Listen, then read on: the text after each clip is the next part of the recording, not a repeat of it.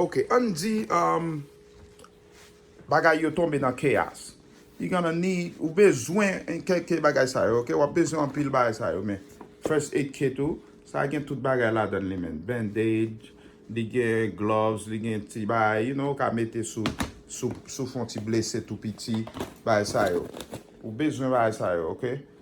Pase moun ap vin pou ou. Yap vin lakay ou. Lò pense moun bagay manje ou bagay dlo pou yo bwe. Yap vin lakay ou zan mim. Yap vin prete. Ok? Yap vin a koutou, yap vin a manchet, yap vin lakay ou. Sou blese, ki jon ap fete kete tou.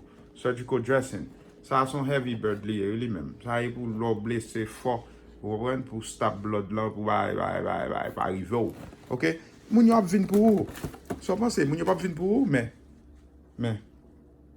Faut garder, faut laver maladie ou tout, le slice ou whatever, you know what I mean?